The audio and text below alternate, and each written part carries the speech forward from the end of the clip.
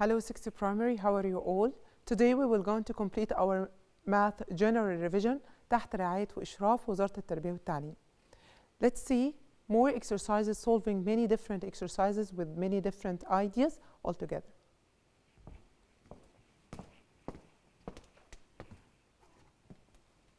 First of all, we will going to start answering the first exercise here. He told me to find the result of each of the following. The first exercise, it's a repeated multiplication example. I have here 2 power of 4 times negative 2 power of 7 divided by negative 2 power of 5 times negative 2 power of 2. Type. I have a positive and negative bases, okay, with number 2. طيب أول step لازم إن أنا أعملها إن أنا ببص على الباور بتاعي.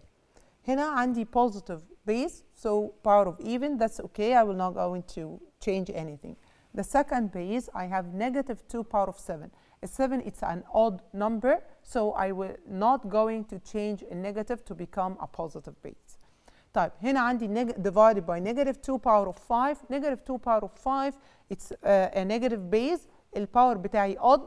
Also, I will going to keep it the negative as it is. Here, I have negative 2 power of 2. 2 هنا even. So, I will going to make an even power. Will going to إيه؟ هتخلي النيجاتيف بتاعي positive. يبقى النيجاتيف دي cancelled. Now, I have a positive and negative base. What I supposed to do? أول حاجة علشان أقدر إن أنا أعمل adding للباورز بتاع للبيزز بتاع للباور بتاعتي واخلي البيزز بتاعتي كلها equal base. I will going to move a negative outside the bracket. So it will be 2 power of 4 times negative 2 power of 7. It's negative outside the bracket. Then negative 2 power of 5 هنا برضو النيجاتيف will be outside the bracket times 2 power of 2. By this way, I have a positive base 2. طيب. Then I will going to add my base, my power. هاخد النيجاتيف outside common, outside common النيجاتيف وهاخد 1 base اللي هي 2 واعمل 7 plus 4. So negative outside هاخد 2 واعمل 7 plus 4 أو 4 plus 7, of course not different. وهاخد النيجاتيف outside واعمل 5 plus 2. Now negative divided by negative equal what? أنا تاني لما بقول النيجاتيف divided by negative give me a positive. Negative times negative give me a positive. طيب يبقى هنا these two negatives will be simplified altogether. وهيبقى عندي positive 2, 4 plus 7 equal 11, 5 plus 2 equals 7. Now I have equal bases divided by each other. I will going to subtract my power. So it will be supposed to be cancelled. 2 power of 11, 2 power of 7. So I will going to take only one base. هاخد 2 بس وأعمل 11 minus 7. So 11 minus 7 give me 4. It's an even number. Power بس I already cancelled the negative altogether لما كان عندي negative divided by negative. So 2 power of 4 directly give me 16. تعالوا نشوف الexercise number 22. ده الexercise ده كانت تكملة الexercises اللي قبل كده. عندي بيقول لي if the length of occupied without a lid. كلمة without a lid دي لازم ناخد بالنا منها ليه؟ لأن occupied هنا has how many faces? Has 5 faces only. عنده 5 faces لأنه without a lid ما فيهوش ال 6 face دي missing. طيب يبقى if the length of occupied without a lid is 16 centimeter, its width is 7 centimeter and height is 9 centimeter. Calculate its lateral area and total area. طيب to find the total area I'm supposed to have the lateral surface area. طيب the lateral surface area of occupied equal what? A lateral surface area of occupied equal perimeter of one face times the height, or length plus width all times 2 times the height. So I will going to write my dimension. الفاليو بتاعت الدايمنشن بتاعتي length 16, width 7 times 2 times the height. The height 9. When I calculate them, it gives me 414 centimeter square. 414 centimeter square ده اللاترال سيرفيس اريا. طب انا عايزه اطلع التوتال سيرفيس اريا. التوتال سيرفيس اريا what is the rule of the total surface area? total surface area equal lateral okay plus الاريا of two bases. بس ده cuboid without a lid so it will be plus area of one base بس. So it will be lateral surface area plus length times width. لأن الاريا of one base اللي هي equal كام؟ area of the rectangle equal length time width. So it will be 414 plus 16 times 7. By calculate them, it gave me 414. 16 times 7 give me 112. When I add them all together, I will have 526 centimeter square. I know it's a lot of steps and many rules, but I want you to يعني concentrate and analyze them very well. First هو طالب منك اللاترال والتوتال. يبقى هنجيب اللاترال. Then I will going to find a total from with the lateral surface area. Here I have the following table shows the percentage of production of three farms. The first, the second, and the third. He told you the percentage. He already drew the circular sector. هو مش طالب منك انك ترسم، هو already رسمها لك. بيقول لك complete the previous table and find the measure of the central angle of the opposite circular sector. طيب أول حاجة في point كده هو عاملها في السيركل بتاعتي يخليني أعرف الانجل بتاعت الفيرست انجل. إيه هي؟ خد بالك من علامة الرايت انجل. هو راسم لك علامة الرايت انجل. اي انجل في الدنيا لما تشوفها تلاقيها راسم لك الرايت انجل دي معناها ايه؟ اتس 90 degree انجل. دي علامه ال 90 degree انجل. طب يبقى انا كده عرفت ان الفيرست انجل supposed to be ايه؟ 90 degree. طب انت كمان كده بعينك هتبص تلاقيها اتس لوك لايك ا كوارتر، واحنا خدنا في السيركلر سيكتور ان انا عندي الكوارتر اوف ذا سيركل ريبريزنت 25% اللي هي ريبريزنت 90 degree اللي احنا الحلقه اللي احنا اتكلمنا عليها. Half of the circle represent 50% represent 180 degree. Quarter of the circular sector represent الكوارتر 25% represent 90 degree. طيب هو already مديني third sector بكام؟ ب 30%. وانا كده عرفت ان الفيرست supposed to be ايه؟ 90 degree. 90 degree اللي هي كام؟ اللي هي 25%. طيب يبقى the second supposed to be ايه؟ so easy. هعمل مش هي البرسنتج التوتال برسنتج عندي 100 يبقى اكني بعمل 100 minus ال 30 plus 25 اكنك كده بتعمل 100 minus هتاخد ال 30 plus 25%. So 25% plus 30 give me 55. So 100 minus 55 it give me 45 degree. So the answer, the first supposed to be 25%, the second supposed to be 45%, and the third he already gave it to me by 30. طب أنا عرفت إن first supposed to be 90 degree. طيب how I will going to calculate بقى الangles بتاعت الثيرد والسكند. Let's remember all together الستبس. أول ستبس كنت باخد البرسنتج أعملها times التوتال أنجل بتاعي. التوتال أنجل بتاعت السيركل هي كام؟ 360 degree. So I will going to make السكند أقول له السكند equal. Here he give me the third first. 30 out of 100. 30 out of 100 times 360 give you 108 degree. يبقى هنا ال third angle supposed to be 108 degree. طيب السكند هعمل السكند angle هقول له ال 45 out of 100 times 360 equal 162 degree. يبقى the second angle supposed to be 162 degree. If you want to be sure about your answer, you can add all your degrees. If their sum equals 360, so your answer is totally right. Here I have an exercise tell you to find the solution set of the equation 2x plus 9 equals 3, where x belong to z. طب what I supposed to do here? I will going to solve my equation.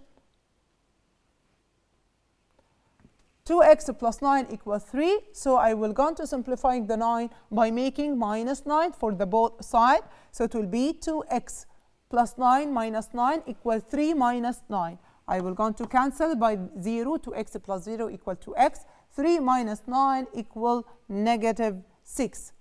So 2x equal negative 6. I will go to find the value of x by making divided by both sides by 2. So divided by 2, it will be negative 6 divided by 2, so it will be x equal negative 3, and the solution set, of course, in z will be negative 3 عشان I have already negative integers in z. Let's see the second. Here he told me to use the properties of addition in z to find 116 plus 190 plus negative 116. طيب أول حاجة كده لازم نبص عليها وناخد بالنا منها، إيه ده؟ أنا عندي النمبر والإنفرس بتاعه 116 والنيجاتيف 116، يبقى أنا I have additive inverse. I supposed to use البروبرتي بتاعتي الإيه؟ الadditive inverse، النمبر والإنفرس بتاعته. I think it's too easy now لأن إحنا حلينا على الإنفرس دي كتير قوي. So I will put هعمل commutative property إن أنا أعمل exchanges للplaces. هخلي 116 plus negative 116 plus 190 دي commutative property، ان انا هعمل switching بس للايه؟ للplaces بتاعت النمبر، هعمل switching to their places، دي اسمها ايه؟ commutative property. طيب بعد كده هعمل النمبر الadditive inverse altogether، so it will be 0 plus 190. أنا خدت هنا الadditive inverse بتاع مع بعض، أوكي، خدت 116 plus negative 116 altogether plus 190 in a bracket. So is of course النيم بتاع البروبرتي هنا عندي associative property. طيب بعد ما عملت الaddition بتاعتهم so the answer will be 0 plus 190.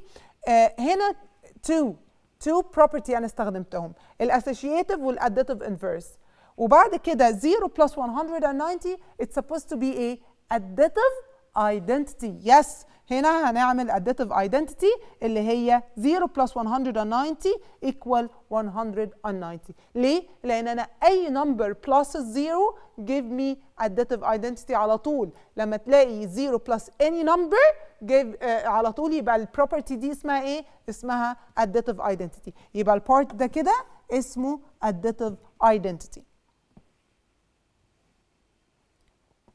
Here I have he told me to find the solution set of inequality 2x plus 1 less than or equal 7 where x belong z positive. خد بالك ده هنا مش سايبها لك z بس، لا قال لك z positive. طب الz positive دي اللي هي ايه؟ starting from 1 moving to the positive direction 1 2 3 and 4 and so on. طيب first of all I will going to solve it. هعمل 2x plus 1 less than or equal, supposed to I have here equal 7, so I will going to make minus 1 for the both side. 2x plus 1 minus 1 less than or equal 7 minus 1. طيب 7 minus 1 equal 6. Will 1 with a 1 simplify, so it will be 2x less than or equal 6. طيب I will going to find the value of x by making divided 2 to the both sides. So x will be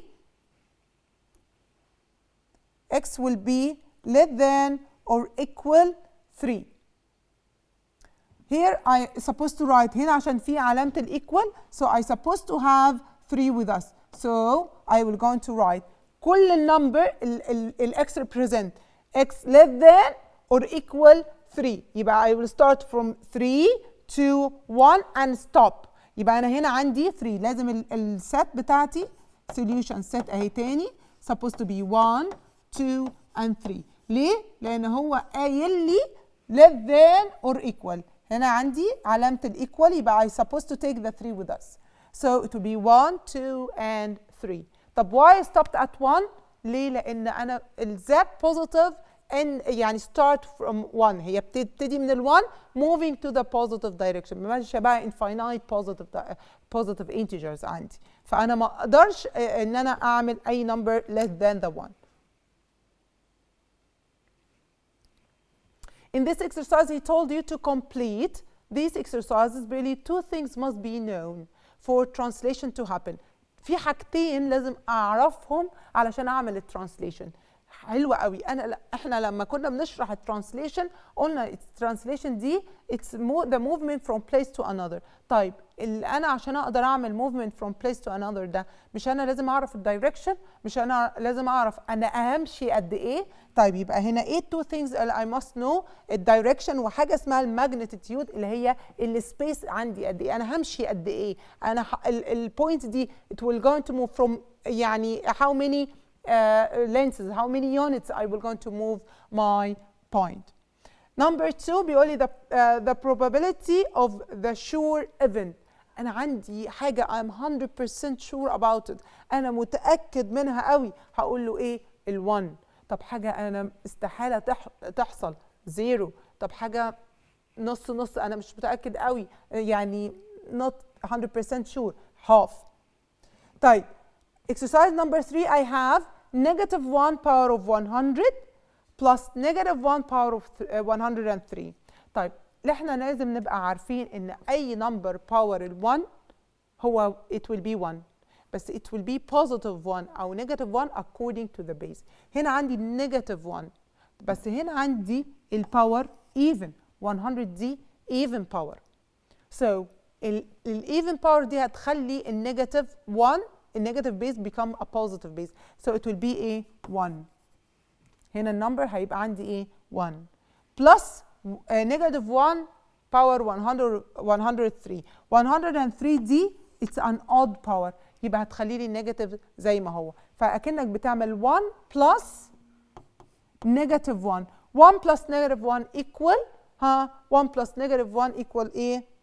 equal 0 of course. أكنك بتعمل النمبر والinverse بتاعتها it will be 0.